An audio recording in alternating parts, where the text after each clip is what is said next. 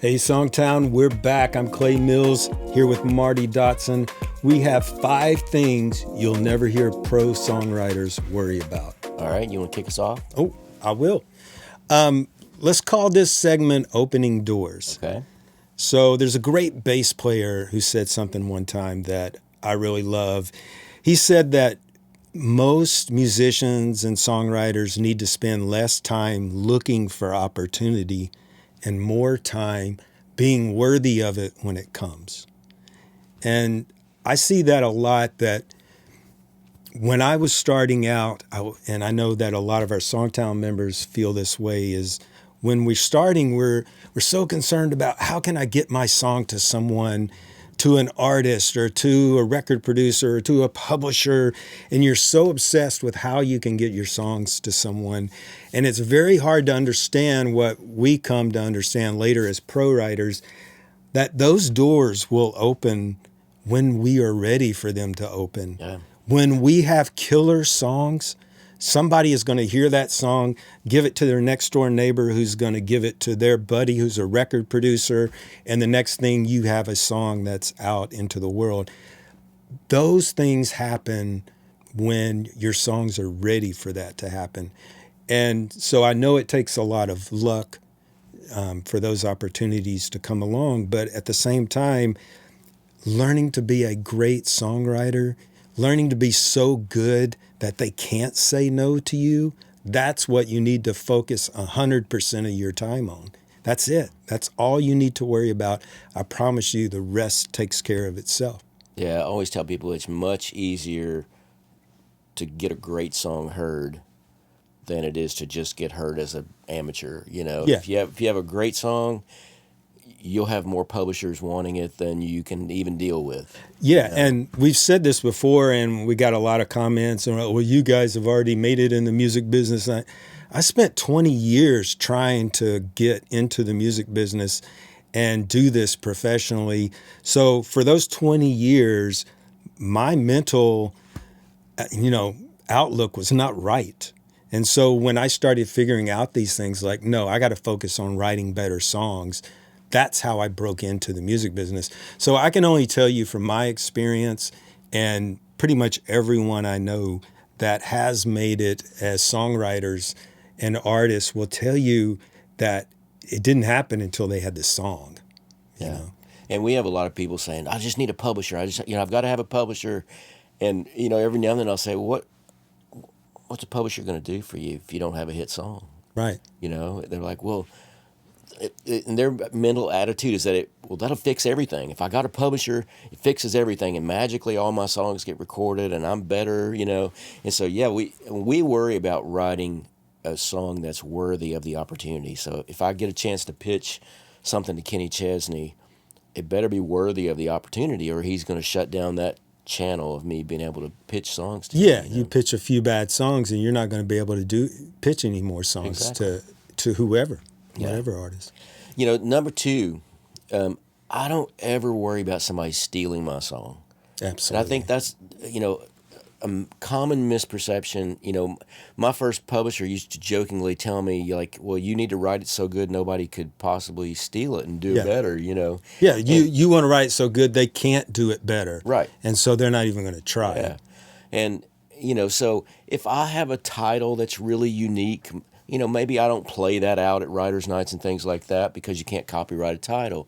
But in general, I just don't ever worry about somebody stealing my song. That's just not a common occurrence. Most writers and creative people want to come up with their own work. They don't want to copy someone else's work or steal from someone else's work. So, I don't ever hear pro writers worrying about somebody stealing their song. Yeah, and I know I was worried about that in the beginning. And I know a lot of people write into us through email and say, when should I copyright my song? Should I, send you guys a song to listen to and give feedback on, but it's not copywritten. What should I do? So let's talk about a copyright. A copyright is lyrics and music. It's not a title.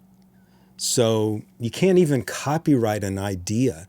You can only copyright specific verses and choruses of lyric and melody. So if I I mean, the only sure way that you'll never have a song stolen is if you never play a song for anyone. Yeah. But I can tell you from my experience, I've been in, you have too, for decades. Don't feel like anyone's ever stolen a song of mine, you know? No. And so if I did go around worrying about that, I think it would shut me down creatively because I would be afraid to do my best because somebody might steal it. Like, we don't think about that. Yeah, and I hear people talk a lot about my title. They stole my title. Like we said, you can't copyright a title. But often I'll say, well, where did you get that title? They're like, oh, it was a quote from Bruce Springsteen. I go, oh, you stole it from Bruce Springsteen. Yeah. Then in that scenario, you know. I will take that back. There was one time that I played some songs for a producer, and then a couple of years later, he came out with a song with the same title. And at first I was like, wait a minute, I played it, but his song was completely different. It was the same title, but I got to looking more closely at the title, and somebody had a hit with the title 20 years before. It wasn't even my title, that I thought. So, that's the one time I can go, well, I played somebody something, and then that title ended up, if my song had been better, then it would have been a hit before his, So exactly. I don't worry about it. Well, number 3, what you got for us? Number 3, everybody else. You don't worry about everybody else? No, I can't. Because honestly, worrying about myself is such a big job. Feeling.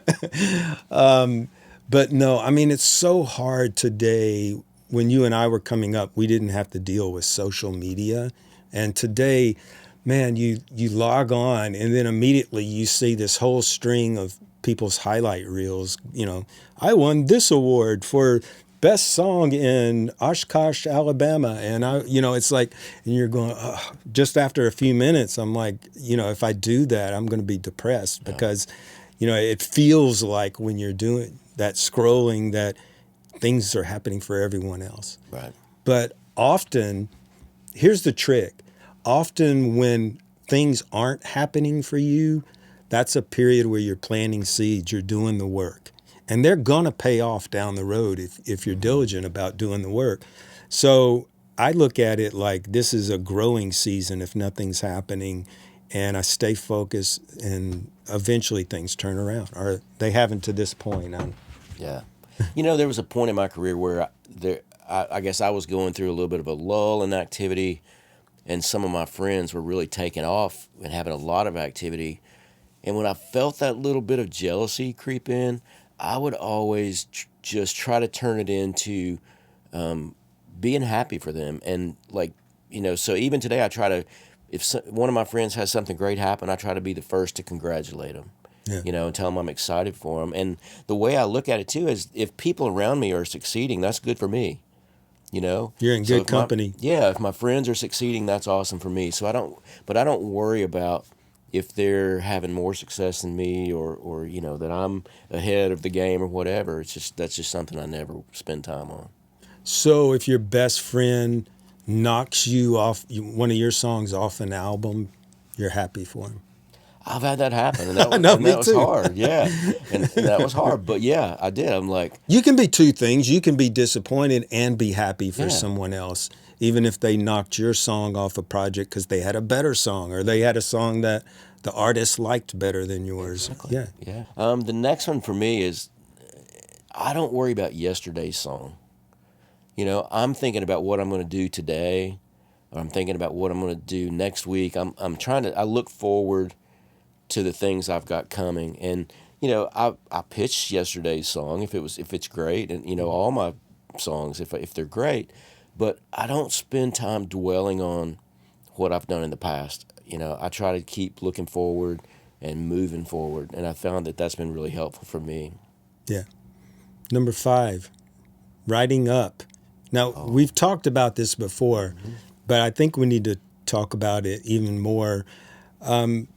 A SongTown member was telling me that they write a lot of songs. They pay a pro writer to write songs with them. And I'm not saying that's bad. I think that we do pro writing retreats sometimes where pro writers write with aspiring writers, and it's a great learning experience. That's how I started getting better, was when I was able to get in rooms with some really good writers. But I earned my way there, And so I think there's no bypassing this process. So if you're showing up and paying a writer, every song you write is with that professional writer, then it's counterproductive, because what happens with writers is we come up in groups together.